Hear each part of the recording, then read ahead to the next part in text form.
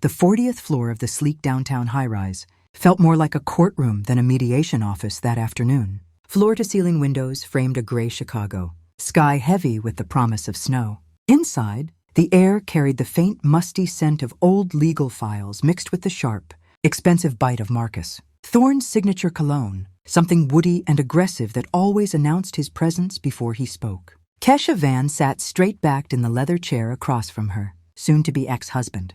Her navy blazer was pressed, her dark hair pulled into a neat, low bun. In front of her lay a slim, blue plastic folder, the kind you buy for $19.99 at any office supply store. Nothing flashy, nothing that screamed importance, and that was exactly how she wanted it. The mediator, Mr. Abernathy, a silver-haired man in his late 50s with the patient eyes of someone who had seen every flavor of marital bitterness, cleared his throat for the third time in 5 minutes.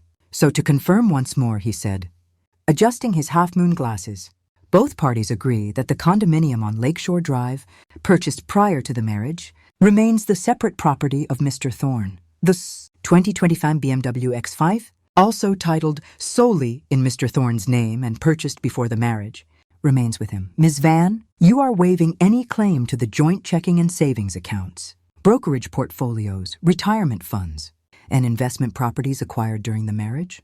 Kesha's voice came out steady, almost mechanical. I confirm. Marcus leaned back, the expensive chair creaking under his weight. A slow, satisfied smirk spread across his face. His veneers caught the overhead light, too white, too perfect. At 35, he still looked like the golden boy of the corporate world. Tall, broad-shouldered, impeccably tailored Italian suit, Rolex glinting on his wrist. The same Rolex she had saved for 6 months to buy him when he turned 30, skipping lunches and selling her grandmother's silver earrings to make the final payment. He chuckled low in his throat.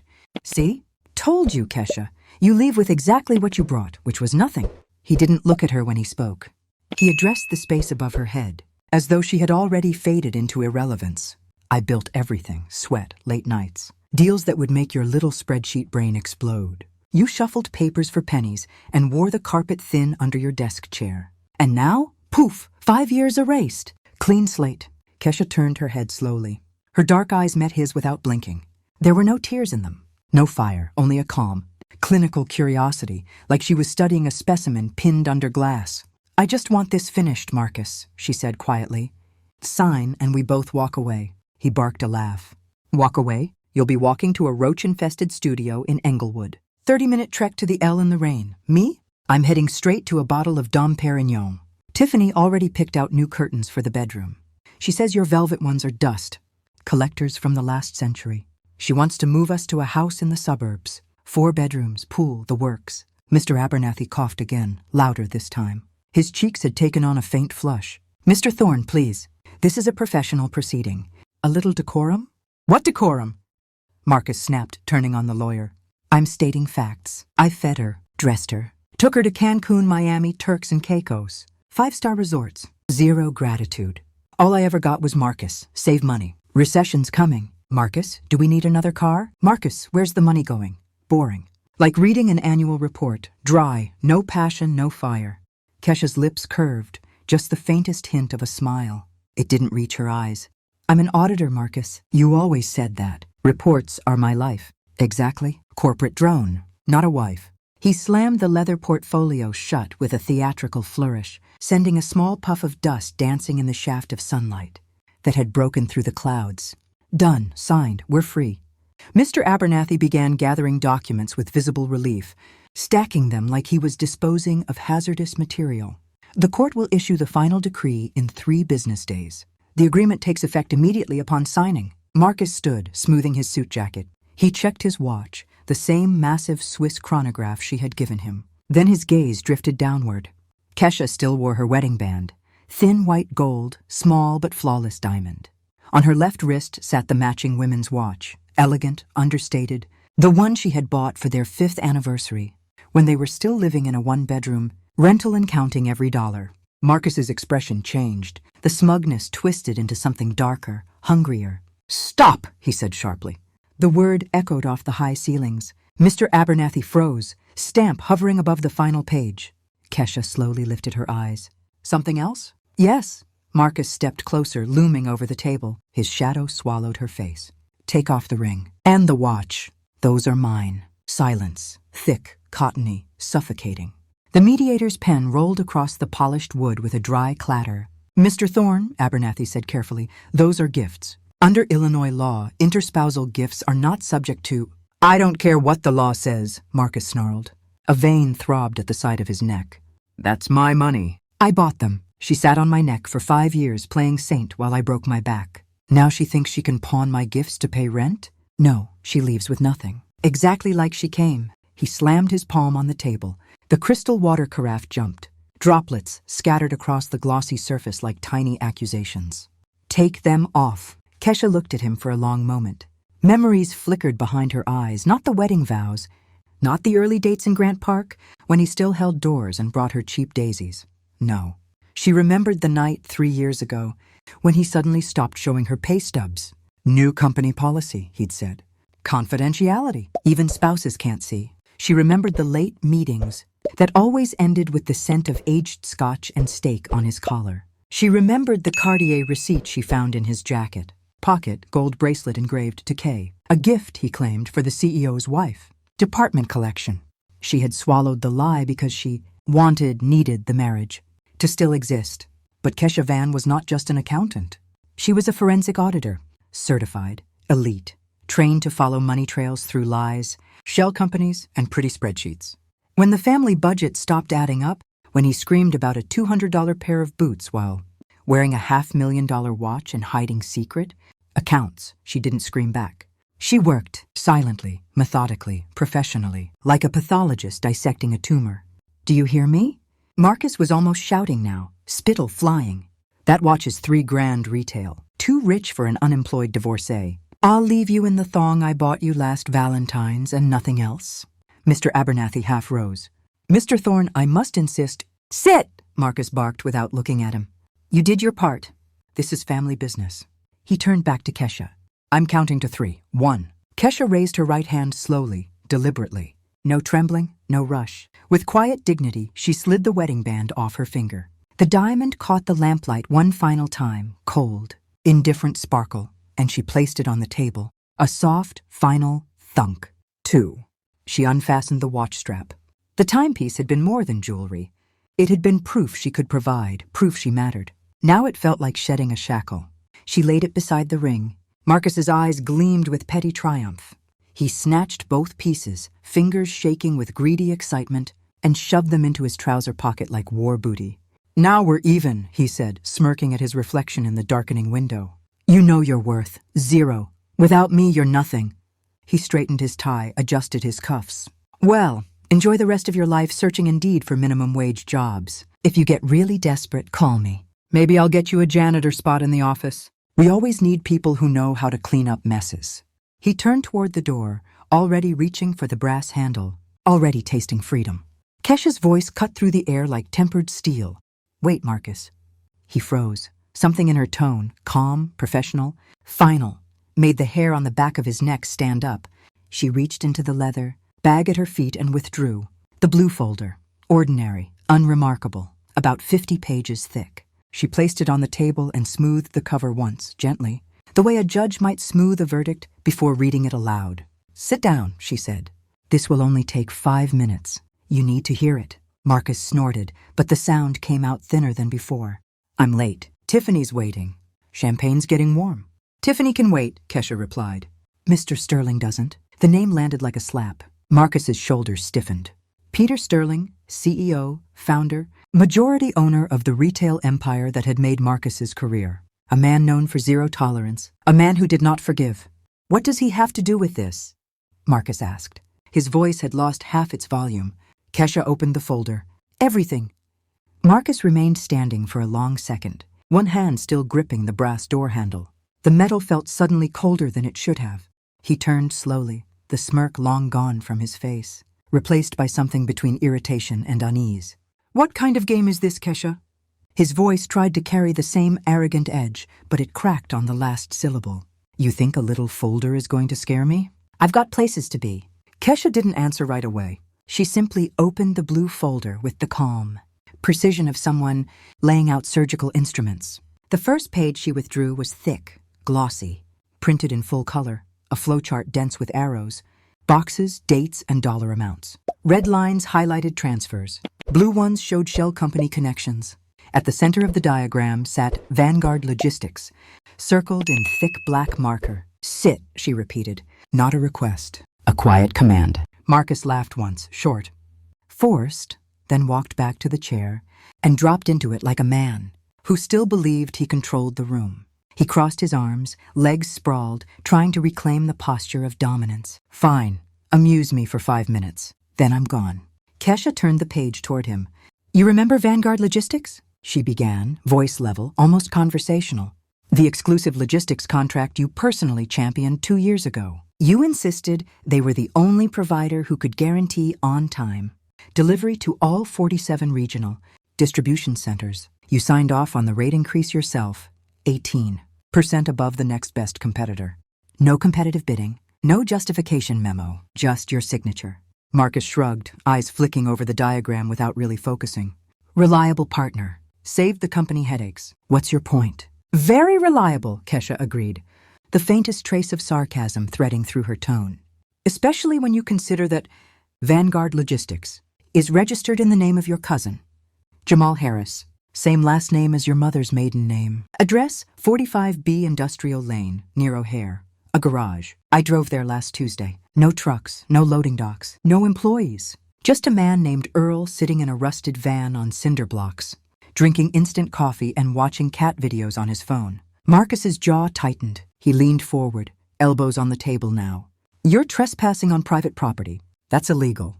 I stood on the public sidewalk, Kesha said evenly. I took photos, time-stamped, geotagged. They're in here. She tapped the folder, along with the incorporation documents, in cross-referenced with public records, and the fact that Jamal Harris has been collecting unemployment in Gary, Indiana, for the past 5 years. She turned another page, a summary table, columns labeled market rate, Vanguard invoice, difference, Orion, Inc., transfer, every month. Vanguard billed the company approximately $1.4 million for freight services. Market rate for the same routes should have been around $115 million. The difference, roughly $250,000 a month, went straight to Orion, Inc., under a vague consulting and advisory services agreement. Orion has no employees, no office, no website. Just a Delaware shell opened 3 weeks before the Vanguard contract was signed. From Orion's corporate debit card, cash withdrawals were made at ATMs within a 2-mile radius of your apartment. Same dates your secret account at First Midwest received matching cash deposits. Marcus's tan had drained to something sickly gray. A thin sheen of sweat appeared along his hairline. You hacked my bank account, he whispered. That's a felony. I'll have you arrested. I never touched your accounts, Kesha said. I used publicly available information, vendor invoices, company expense reports, and cross-referenced them with public registries and property records. Everything here is admissible. Nothing was obtained illegally. She pulled out the next document, a certified copy of a warranty deed from the Cook County Recorder of Deeds. 16 months ago, a 3-bedroom condo in Trump Tower, Gold Coast, 2,500 square feet, Lakeview, purchased in cash for $2.1 million. Title in the name of Betty Thorne, your mother. Retired librarian, monthly pension, $1,840, Social Security. Statement shows no significant assets. No mortgage. Full payment wired from an account that traces back through 3 layers of transfers, ultimately to Orion Inc. Marcus opened his mouth, closed it, opened it again. I helped her. Bonuses, savings. A son can help his mother. Your documented bonuses and salary over the last 3 years total $1.08 million. After taxes, Kesha said. Even if you saved every cent, which you didn't, the math doesn't reach $2.1 million. Not even close. The source of funds is flagged by the IRS now, and the U.S. Attorney's Office for the Northern District of Illinois. Mr. Abernathy had gone completely still. His pen lay forgotten on the table. He looked like a man watching a train wreck in slow motion. Kesha continued, turning pages with the same unhurried rhythm. Office renovations, 5 flagship stores, HVAC replacement contracts, $300,000 per location. Signed by you. I visited Cleveland and Detroit last week. The units that were supposedly replaced are still there. Same serial numbers, same rust spots, same dust. They power washed them and slapped new stickers on. $1.5 million disappeared into Masterbuild LLC, which, surprise, is owned by Tiffany's cousin. Marcus's breathing had grown shallow. His fingers gripped the armrest so hard the leather squeaked. You're making this up. Photoshop. Lies. Peter will never believe. Another page. Photos, high resolution, before and after. Shots of the same HVAC units, date stamped, geotagged. I don't need to make anything up, Kesha said. This is a forensic audit. 3 months of work. Nights, weekends. While you were at rooftop bars with Tiffany, I was following the money. Kickbacks from packaging suppliers. Fake marketing studies paid to a company owned by Tiffany's roommate. Equipment written off as defective, then resold on eBay through proxy accounts. Total provable loss to the company, $2.7 million and counting. That's wire fraud, mail fraud, money laundering, racketeering under RICO if they connect enough dots. Marcus shot to his feet. The chair toppled backward with a crash. Give me that folder! He lunged across the table. Kesha didn't flinch. She simply pressed her palm flat on the stack. It's a copy, she said. Marcus froze, arm still outstretched. What? A copy. The original, complete with certified bank statements. Payment orders, screenshots of your Telegram chats with Jamal, affidavits from Darnell, your former deputy, is already on Mr. Sterling's desk. I met with him this morning at 9, while you were still asleep. Hungover from last night's celebration with Tiffany, I walked him through every page.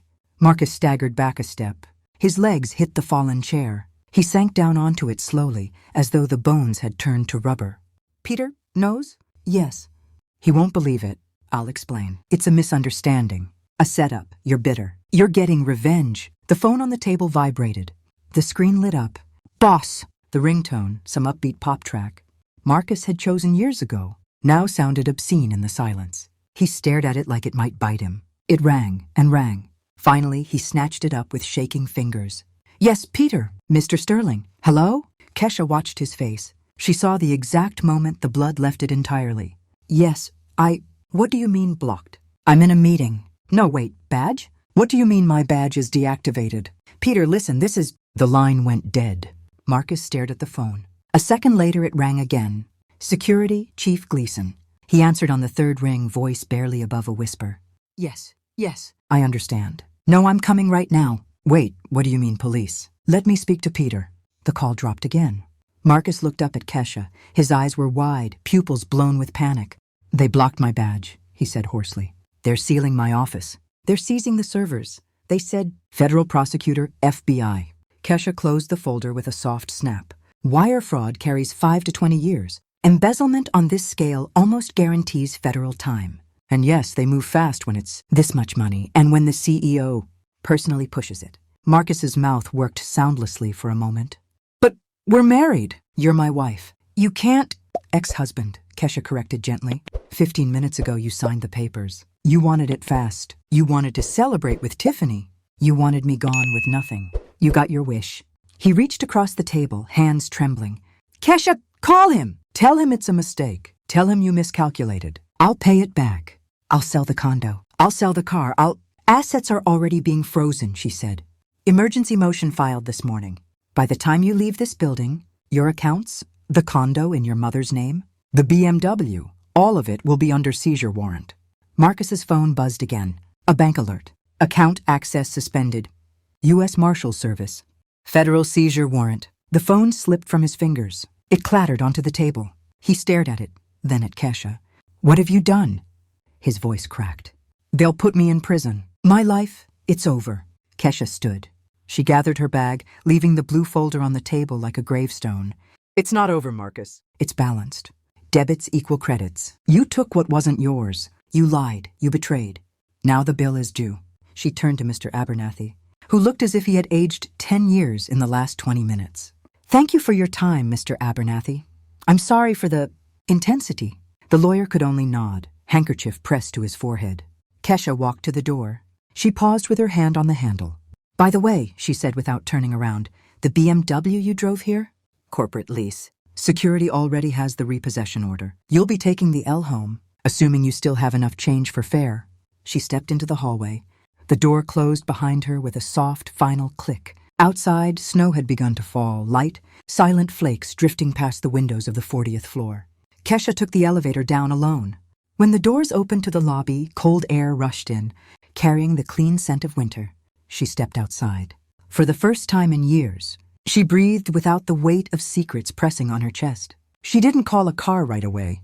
She walked. Snowflakes caught in her hair and melted against her warm skin. Somewhere behind her, in a glass and steel tower, a man sat staring at a blue folder and a dead phone. Realizing too late that the quiet woman he had dismissed as boring had just dismantled his entire world, one meticulously gathered fact at a time. The snow fell thicker now, soft white flakes swirling in the wind that cut down Michigan Avenue. Kesha walked without hurry, hands deep in the pockets of her wool coat, collar turned up against the cold. The city lights had begun to come on, warm gold against the gray afternoon sky, turning the streets into something almost magical. Christmas garlands already twinkled in shop windows. People hurried past with shopping bags, laughing, cheeks flushed. The holiday season was in full swing. She didn't feel the cold the way she used to. The adrenaline that had kept her rigid through the last 3 hours was finally ebbing, leaving behind a strange, pleasant exhaustion. Not the exhaustion of defeat, the kind that comes after a long, hard job well done. Her phone buzzed in her pocket. She pulled it out, glanced at the screen. "Mr. Sterling." She answered immediately. "Kesha." His voice came through warm, steady, paternal in a way that still surprised her after all these years. "You okay?" That sounded intense. "I'm fine, Mr. Sterling. We signed the papers." He knows everything now. A low exhale on the other end. "Did he lose it?" "He did." A pause, then quieter. "I'm proud of you, Kesha. Most people would have screamed, cried, thrown things. You did it clean, professional. That's rare." "I didn't do it for revenge," she said, watching her breath fog in the air. "I did it because the numbers didn't lie, and because I knew exactly what he would do the moment the ink dried on the divorce papers." Sterling gave a small, rueful chuckle. "You saved me a fortune. 2.7 million tracked so far, and my forensic team thinks it's closer to 3.2 once they finish the deep dive. That's not pocket change, even for this company." "I know. Offer still stands," he said. "Director of Internal Audit, full scope, holding company-wide, double what Marcus was making. Company car, assistant, benefits package that'll make your head spin. I need someone I can trust. Someone who doesn't flinch when the numbers get ugly." Kesha stopped walking. She stood beneath a street lamp, snow collecting on her shoulders like epaulets. "I accept," she said simply. "Good. Monday 9 sharp. Central office. Bring that blue folder if you want a souvenir. We'll frame the damn thing." She smiled, small, real. "Thank you, Mr. Sterling, for trusting me with this. You earned it. Rest this weekend. You've earned that too." The call ended. Kesha slipped the phone back into her pocket and kept walking. She stopped at a Whole Foods a few blocks from her building. Inside it was warm, bright, smelling of fresh bread and citrus. She moved through the aisles slowly, deliberately. A bottle of good Cabernet, a wedge of creamy blue cheese, a small box of raspberries still clinging to their stems, a slice of chocolate cake decorated with fresh berries and edible gold leaf.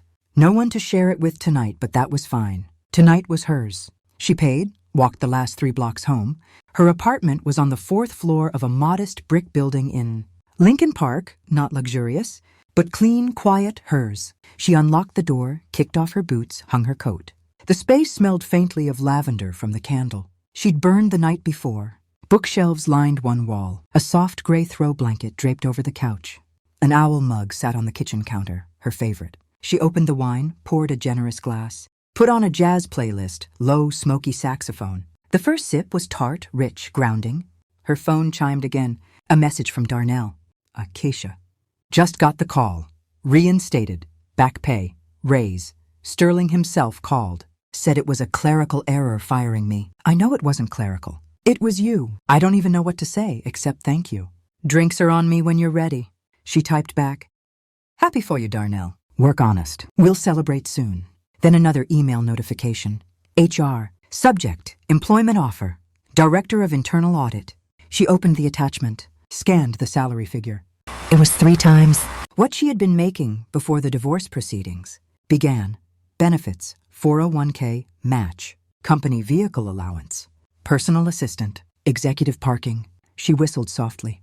She walked to the window, glass in hand. Snow blanketed the courtyard below. Streetlights glowed through the white curtain of falling flakes. Somewhere out there, Marcus was facing the consequences he had spent years pretending would never arrive. She didn't pity him. He had chosen every step of the path that led here. Every secret account, every inflated invoice, every lie told to her face, every dollar diverted from the company that had given him everything. Every night he spent with Tiffany while Kesha worked late to keep their household afloat. He chose, and tonight the ledger balanced. She raised her glass to her reflection in the dark window. To new beginnings, she whispered. To the truth. To paying the bill when it comes due. She drank. The weekend stretched ahead of her, lazy mornings, a spa appointment she had already booked, a new dress she had been eyeing for months. On Monday, she would walk into a corner office with her name on the door, wearing a suit that fit her power, carrying a briefcase instead of a blue folder. No one would ever again tell her she was worth nothing. She knew her worth now, and it was very high. Across town, in a trendy cafe with floor-to-ceiling windows, Marcus Thorne sat alone. The champagne flute in front of him had gone flat. A 70 bill lay on the table beside the wedding ring and watch he had greedily taken from Kesha less than an hour earlier. Tiffany had already left, heels clicking, handbag swinging, disgust written across her perfect features. So you're bankrupt, she had said, sliding the ring back across the table with 2 manicured fingers, and probably going to prison. I didn't sign up for drama, Marcus. I need prospects, not problems. She hadn't even waited for the bill. Now the waiter hovered nearby, polite but firm. Sir, will that be card or cash? Marcus patted his pockets. A crumpled $5 bill, some coins, nothing else. His cards were frozen. His wallet may as well have been empty. I don't have it, he muttered. The waiter's expression hardened. Then I'll have to call the manager. And the police. Marcus didn't argue. Call them, he said dully. They're already looking for me. He asked for a glass of water. They brought it? He sipped slowly, trying to slow the hammering in his chest. His phone buzzed. He closed his eyes before answering. Marcy? Her voice was thick with tears. Some men came. Uniforms? Marshals? They said the apartment is seized. They have papers, embezzlement, fraud, son. What did you do? Mom. His voice broke. I'm sorry. I'm so sorry. You said it was bonuses. You said it was safe. I believed you. I know. They're going to take the door down if I don't open. Marcy, tell them it's a mistake. It's not a mistake, he whispered. It's true. I did it. All of it. Forgive me, Mom, please. A sob on the other end. Then the line went dead. 2 police officers stepped into the cafe. The manager pointed. That's him. They approached. Marcus Thorne? He stood slowly. Yes. ID. He handed over his driver's license with shaking fingers. One officer checked a tablet. Yep, active warrant. FBI hold for fraud. You're coming with us. Marcus didn't resist. They turned him. Cold steel clicked around his wrists. The ring and watch stayed on the table. That's evidence, he said quietly. Stolen property. They let him out. People stared. Phones came up. Videos started recording. Former executive, fraudster, broken man. Outside, snow fell harder. The squad car smelled of vinyl, old coffee, and despair. They drove away. Through the rear window, Marcus watched the city blur past.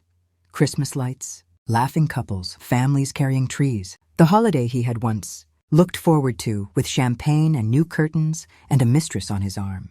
That life was gone. In a holding cell later that night, under harsh fluorescent light, he would sit handcuffed to a bench and finally understand what Kesha had tried to tell him years ago. In quieter moments he had dismissed as nagging. The numbers always balance in the end. Across the city, Kesha finished her wine, turned off the lights, and went to bed.